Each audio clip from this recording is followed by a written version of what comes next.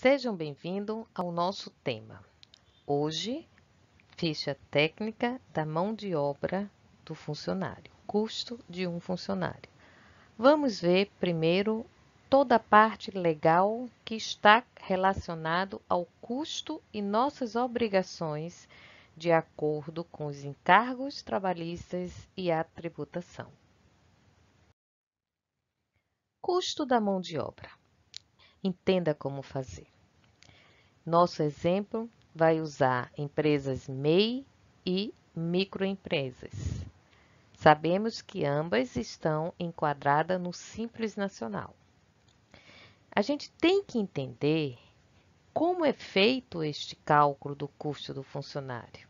É fundamental para o gestor saber quando é o momento certo de fazer a contratação e de que forma essa contratação impactará aos gastos empresariais, nos custos e nas suas despesas. Apesar da importância que o colaborador pode ter para a sua empresa alcançar seus resultados, tá? O processo da contratação deve ser cuidadosamente avaliado. O gestor tem que identificar e listar todos os dispêndios que a empresa passará a ter, a fim de preservar a saúde financeira e manter a sua margem de lucro. Nesta aula, vamos abordar essa influência.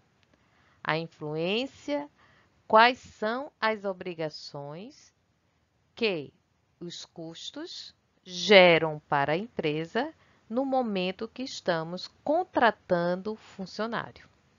E qual é a relação entre os encargos trabalhistas e seu regime tributário? O impacto da contratação de um funcionário é, em muitos casos, essenciais à contratação deles.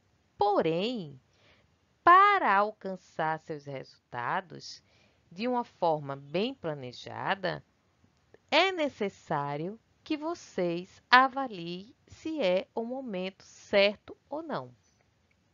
Contudo, esse aumento na produtividade tem um custo para o negócio e precisa ser bem avaliado.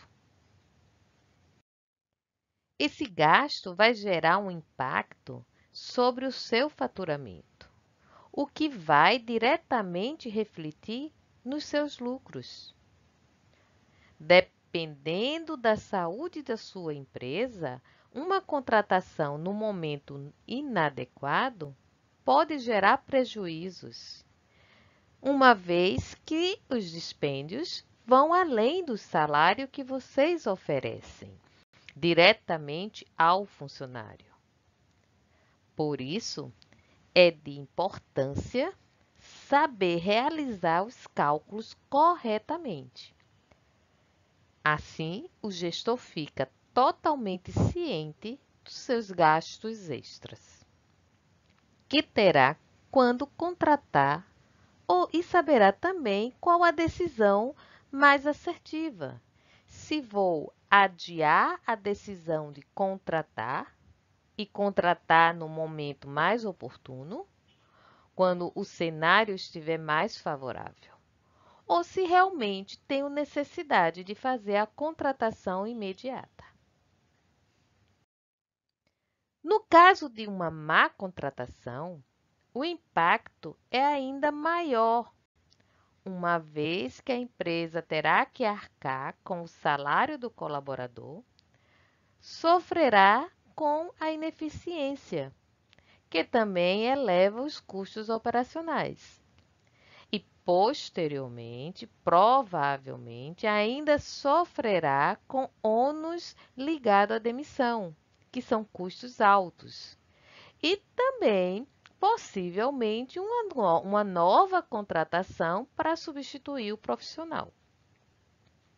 Logo, além de entender e acompanhar o cálculo do custo do funcionário, o gestor também precisa tomar cuidado com os processos de recrutamento e seleção, buscando um profissional que esteja alinhado ao objetivo da empresa e às políticas dela.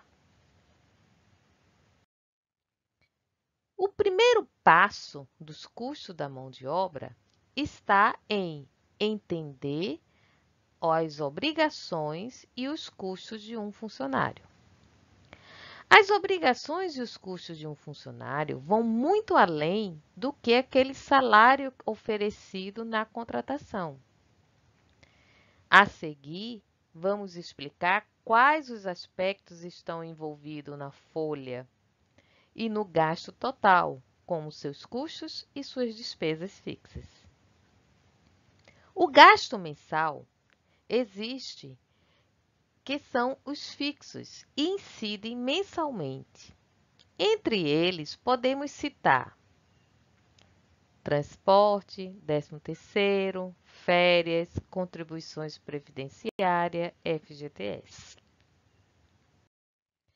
Os outros gastos, além dos custos obrigatórios, ainda existem alguns gastos eventuais, ou seja, os benefícios oferecidos, que aqui citamos alguns. Pagamento de plano de saúde, seguro de vida, hora extra, reajuste salarial, vale de alimentação e outros. Existem diversos benefícios que lá na frente vamos falar também mais um pouco de outros benefícios. Para que você entenda um pouco como fazer, a gente mostrou aqui dentro do conceito de uma empresa MEI, tá? E considerando que o piso salarial da categoria profissional seja um salário mínimo, o custo com o previdenciário, do recolhimento do nosso GPS, Guia da Previdência Social, é de 11%, dos quais 3% é da responsabilidade do empreendedor MEI e 8% é da responsabilidade do empregado, vai ser retido do salário do empregado. Essa alíquota de 3% do empreendedor MEI, ele não se altera. Além do encargo previdenciário de 3%, que é de responsabilidade do nosso empreendedor MEI, também deve ser depositado a alíquota de 8% referente ao FGTS do empregado, que é também de responsabilidade do nosso empreendedor do MEI. Nestes dois pontos, já totaliza 11% sobre o valor da folha do salário. Os 3% do INSS mais o 8% do FGTS. Mas não para por aí. Você sabia? Vamos saber agora. Observe aí que o MEI ou o microempreendedor, AME, ambos estão incluídos no Simples Nacional. E aí a gente tem 3% do INSS, 8% do FGTS, temos o 13º salário da provisão, que é 8,33%, as férias 11,11%, a previdência sobre o 13º, sobre férias, sobre descanso remunerado, que é 7,93%, o FGTS sobre a provisão da multa rescisória, que é 4%. Além disso, ainda vale citar o gasto com transporte, que algumas empresas têm, o qual pode ser repassado para o colaborador. Neste caso, o equivalente é 6%, que é descontado do salário do empregado. O restante faz parte do custo da mão de obra para o empreendedor. Neste caso 2, a gente vai falar dos encargos trabalhistas e regime tributário. Como já falei, a categoria MEI ou ME estão encaixadas no Simples Nacional, o que torna os custos bem menos onerosos para as empresas. Estar de acordo com o regime tributário é essencial para otimizar o recolhimento, reduzindo ou eliminando alguns gastos. O Simples Nacional trata de um regime tributário voltado para empresas que têm um faturamento de até 4,8 milhões. Ele oferece alíquotas menores e ainda permite que todos os tributos federais, estaduais e municipais sejam pagos em uma única guia de recolhimento, além de outros benefícios. Veja a seguir uma das tabelas como exemplo do Simples Nacional. Estamos aqui com o anexo 1, que é o setor de comércio. Com isso, reúne estabelecimentos varejistas em geral e também lojas que vendem no atacado. Basicamente, quem compra produto para revender tem suas empresas nesse anexo. Veja a tabela a seguir. Observe que a primeira faixa é ter um faturamento anual de 180 mil, você vai pagar uma alíquota de 4. Se o seu faturamento anual passar de 180, já vai para 7,3 e assim sucessivamente. A sexta faixa chega ao seu faturamento máximo de 4 milhões e 800. E aí a alíquota seria 19. Dentro dessa tabela, a gente já paga, dentro dos nossas alíquotas, o imposto de renda pessoa jurídica, contribuição social do lucro líquido, COFINS, PIS, PASEP, o CPP e ICMS. O total dessas alíquotas já são pagas diretamente ao nosso valor que está lá na tabela da nossa alíquota que a gente está pagando.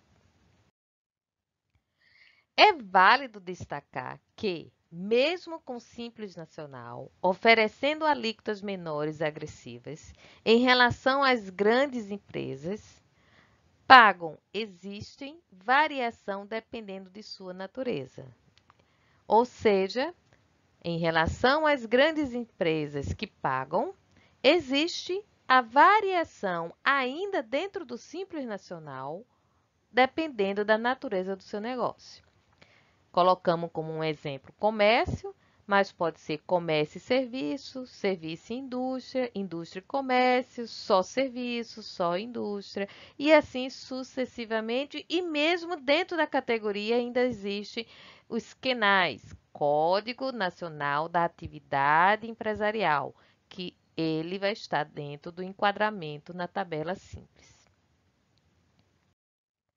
Já no lucro real e no lucro presumido, já os regimes de lucro real, no qual o cálculo da tributação é baseado no lucro líquido, e no lucro presumido, no qual se encaixa as empresas que faturam no máximo 78 milhões por ano. Tem gastos mais onerosos com a contratação de seus funcionários. Isso envolve a cobrança de, vamos ver a seguir, 20% de INSS, FGTS 8, 13º 833, férias, previdência, provisão da multa rescisória, tem o Sistema S, Senai, SESI, SEBRAE, tem o salário de educação, seguro de acidente, o site. Veja que aí já tem uma carga maior de encargos para colocar sobre o salário que você ofereceu. Como um exemplo, na categoria MEI, ME, e usando primeiro o exemplo como Simples Nacional, um salário de R$ 1.000 que você ofereceu ao seu funcionário, ele vai representar para você, diretamente das obrigações dos encargos trabalhistas e da tributação, o valor de R$ 1.424,33. Ou seja, observe que a gente tem quase 50% a mais do salário oferecido de adicionais na contratação desse funcionário, pelo enquadramento tributário simples. Agora, vamos ver o mesmo cenário de R$ 1.000, você estando enquadrado ou no lucro real ou no lucro presumido. Observe que a gente sai de 1.000 para 1.682,33, ou seja, quase 69% a mais do valor que você ofereceu ao seu funcionário. Lembrando que em nenhum dos dois exemplos consideramos ainda os custos que são indiretamente aos funcionários, que se chama benefícios oferecidos pela empresa, ou mesmo os benefícios obrigatórios pela convenção coletiva. Neste caso, é possível identificar que os custos com os funcionários praticamente dobraram em relação ao MEI e à ME, e por isso que muitas grandes empresas sofrem com custos maiores, além da importância de se enquadrar no regime tributário mais adequado para a sua atividade realizada, o faturamento obtido. Isso sem contar com os gastos de transporte, vale de alimentação, convênio médico e outros benefícios que muitas empresas oferecem aos seus funcionários. Podemos citar que, geralmente, os custos equivalem a quase a metade do valor pago ao seu funcionário. Muitas vezes, ele equivale o dobro do salário oferecido e muitas vezes até mais do que o dobro. Vai depender agora dos benefícios que vocês vão oferecer e das obrigações na convenção coletiva e na CLT, dos direitos em relação a transporte, alimentação, plano de saúde, seguro de vida, cesta básica e etc. Conclusão: os cálculos dos custos com funcionário servem para o gestor avaliar qual será o impacto de manter um colaborador sobre as finanças da empresa. Isso quer dizer que esses valores são fundamentais para tomar uma decisão acertada, no momento mais oportuno, uma vez que a lucratividade do negócio será comprometida e, para empresas de pequeno porte, como é o caso de MEI e ME, qualquer valor pode ter grande impacto para o empreendedor, podendo levar o empreendedor a uma situação difícil e até a mortabilidade ou falência da sua empresa. Vamos agora avançar e fazer a ficha técnica, o passo a passo para você montar a sua ficha técnica do custo da sua mão de obra. O primeiro passo que precisamos ter é descrever o perfil do profissional, suas atividades na função, ler a convenção coletiva do sindicato, quais os benefícios que irão oferecer fora dos obrigatórios por leis, todas as informações com seus valores mensuráveis em dinheiro, no valor monetário. Olhar a convenção coletiva e a CLT.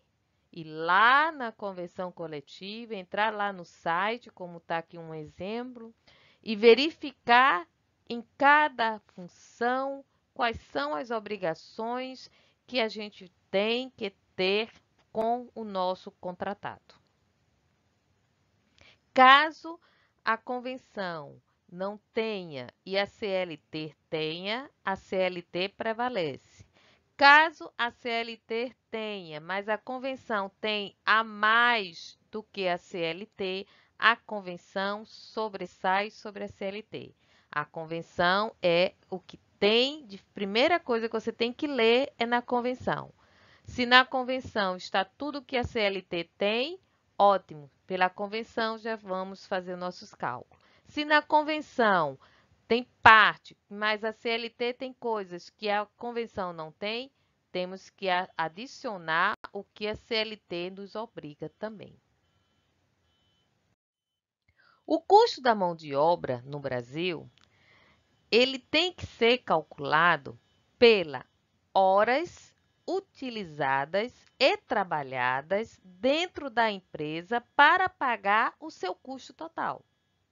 Sendo assim, é necessário que você verifique exatamente quantos dias no ano o seu funcionário está dentro da sua empresa trabalhando e prestando o serviço.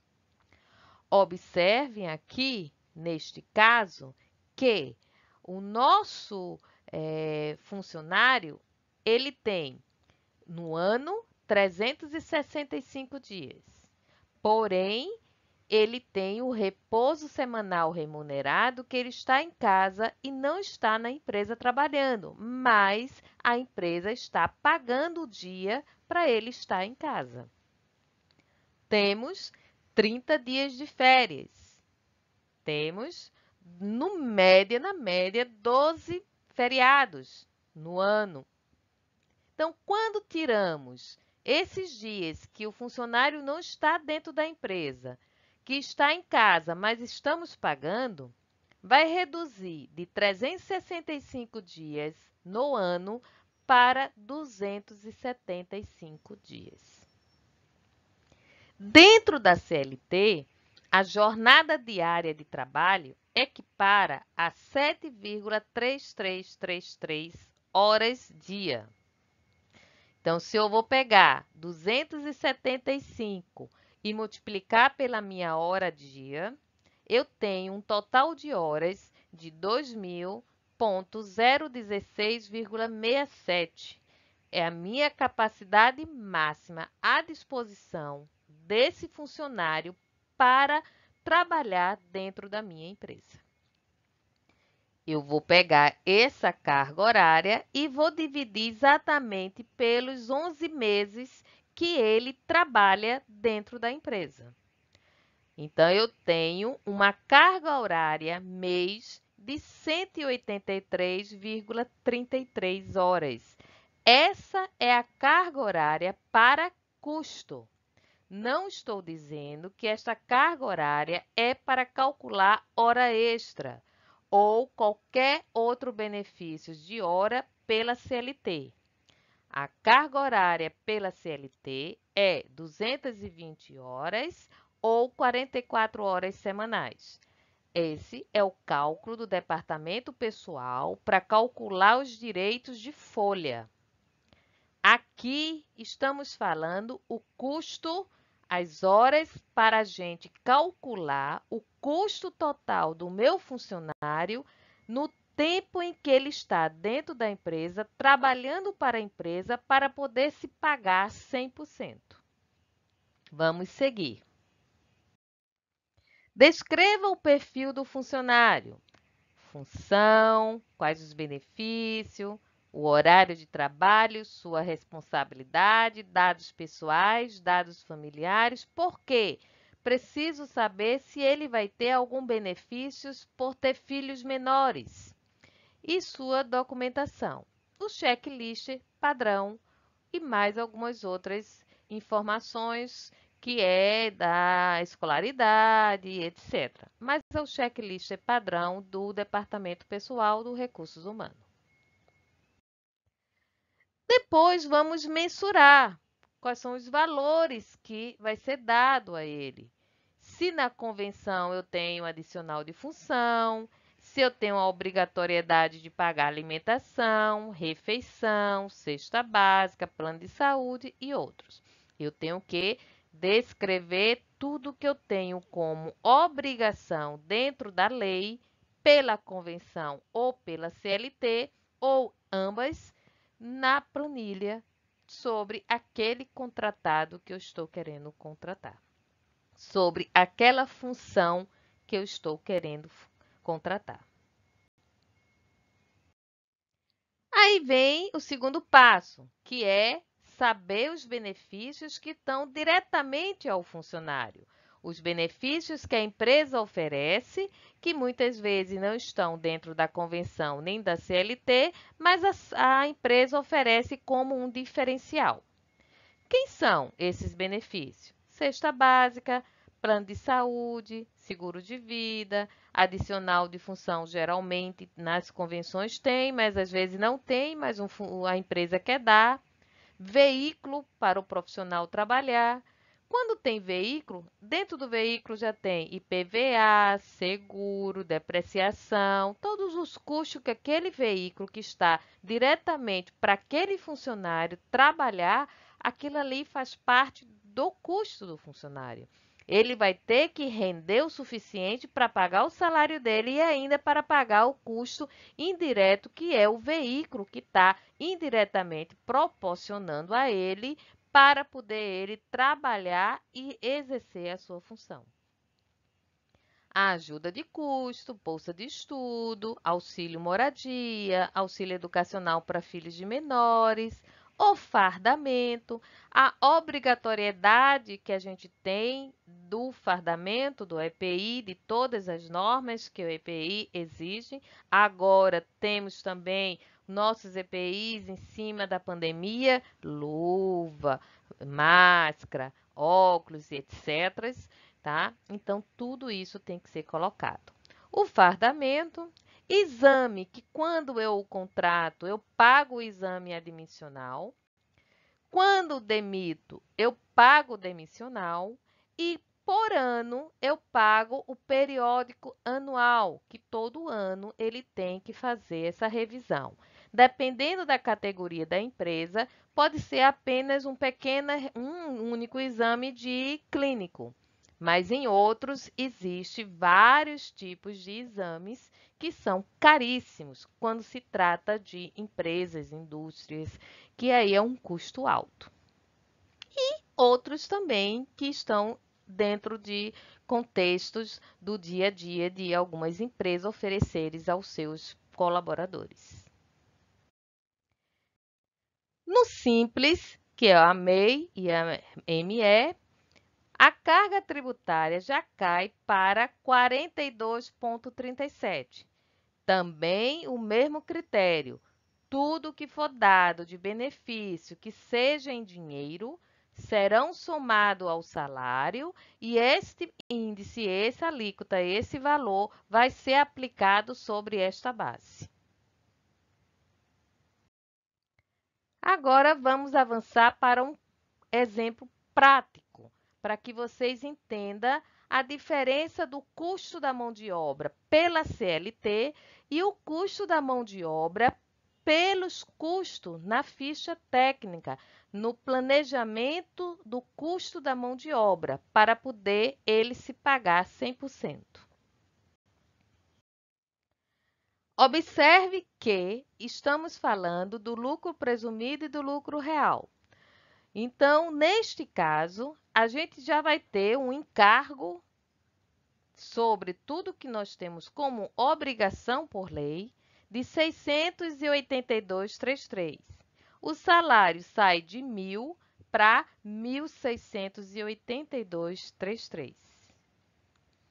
Observe que este salário, quando é para calcular hora extra ou qualquer benefício pela CLT, eu vou dividir ele ou por 220 horas mensais ou por 44 horas semanais.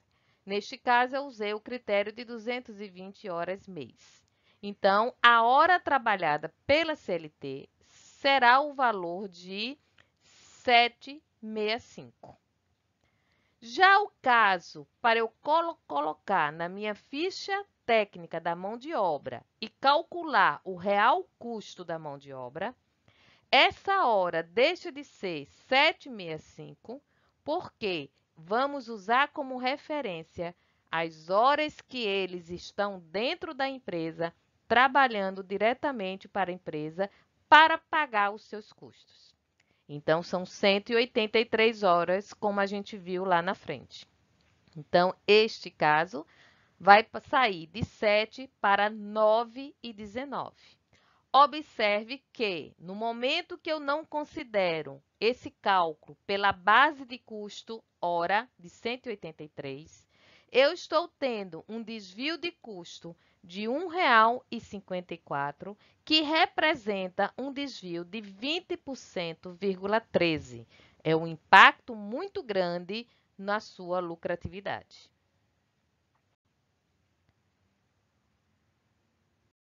Agora, vamos fazer o mesmo cálculo em relação a MEI, a ME, a um empregado cadastrado pelo MEI. Observe que o nosso total do custo, 1.424,33, na base da CLT, ele será 6,48 e na base de custo, 7,79. A diferença vai 1,31, que vai representar 20,22%.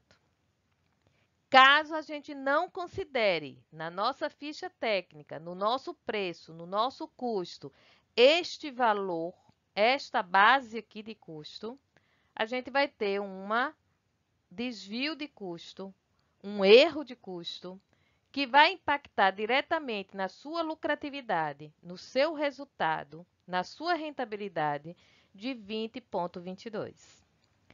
Ou seja, para calcular hora extra ou qualquer benefício que seja pela CLT, do Departamento Pessoal, de demissão, rescisão, função, tudo que está dentro da lei, pela CLT, no Departamento Pessoal, se calcula pela CLT. Quando vai para o centro de custo, o gestor de custo vai calcular e fazer seu planejamento orçamentário de custo para o setor, ele tem que considerar a carga horária que, de fato e de direito, esse funcionário está dentro da empresa, trabalhando para a empresa para que ele se pague 100%.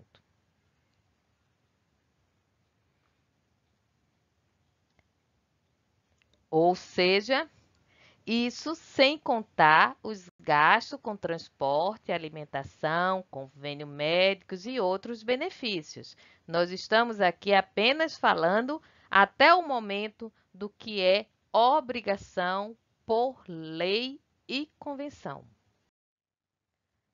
Então, está se sentindo mais seguros para contratar um funcionário? Com base no que vimos, faça um bom planejamento antes de sair contratando. Avalie o momento pelo qual sua empresa está passando e a real necessidade de ampliar a equipe.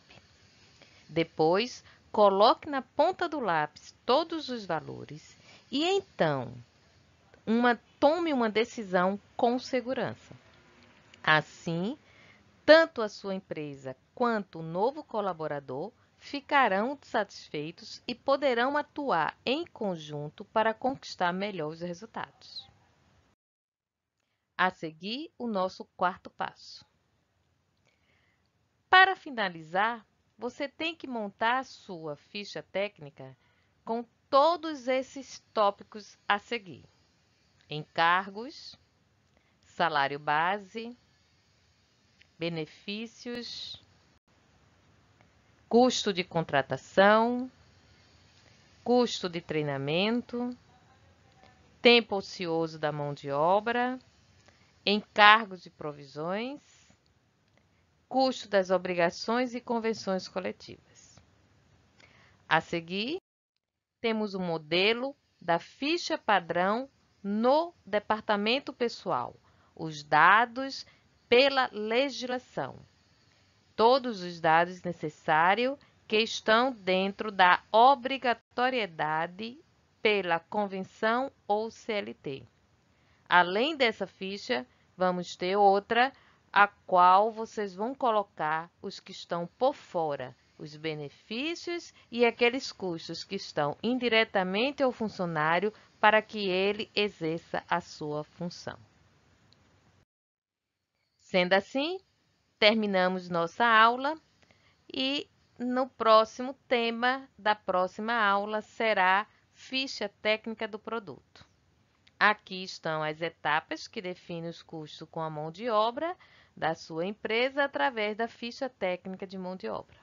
Mas não vai parar por aí, porque depois que montou a ficha técnica, deverão ser analisados para ver a viabilidade e se vai gerar lucratividade ou não. Até a próxima aula. Obrigado.